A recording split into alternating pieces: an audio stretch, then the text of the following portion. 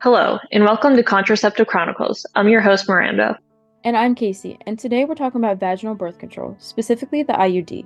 Let's take a journey through the fascinating history of vaginal birth control.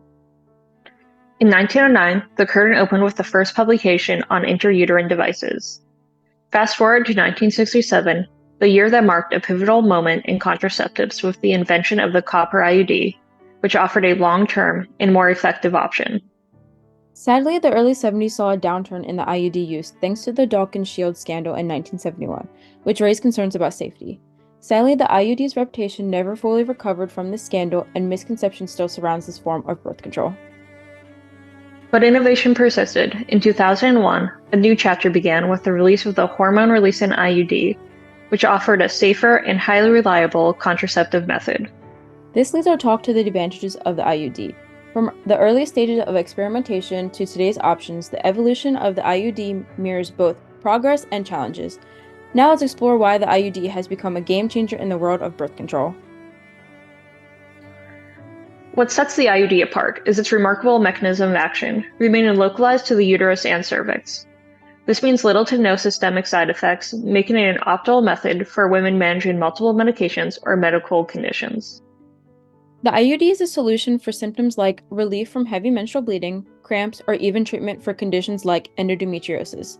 This localized approach can bring targeted relief, providing not just protection but potential therapeutic benefits. Let's talk numbers for a second. The IUD has a failure rate of less than 1% within the first year. This is much lower than other forms of birth control, such as condoms or oral birth control, which have a higher user error rate. Did you know that the IUD also lasts about 10 years? At the 10-year mark, it is comparable to female sterilization, standing at about 2%. These stats underscore the IUD's reputation for reliability. As we navigate through the contraceptive landscape, it's essential to consider the potential downsides of the IUD.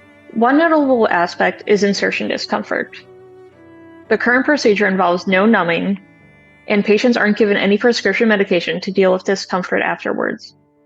They are mostly just advised to take a few Tylenols, and this is all based on the solely anecdotal claim that there is no pain with insertion, just a few seconds of pressure or discomfort. Hey, Miranda, did you know, according to a study, 60% of individuals have reported that after the first 24 hours of insertion, they experience moderate to severe pain. Also, about 30% have reported discomfort for up to 3 days to a week later. And even if you can get past the physical discomfort, there's also a social aspect to consider. Religious beliefs, stigma, cultural conservatism, and societal expectations also play a role in why the IUD may be viewed in a negative light. A survey showed that among parents, the IUD was deemed the least acceptable form of birth control for their teenage daughters. Now let's shine light on some of the challenges faced in the realm of intrauterine devices, from manufacturing hurdles to the complexities of intersubject variability.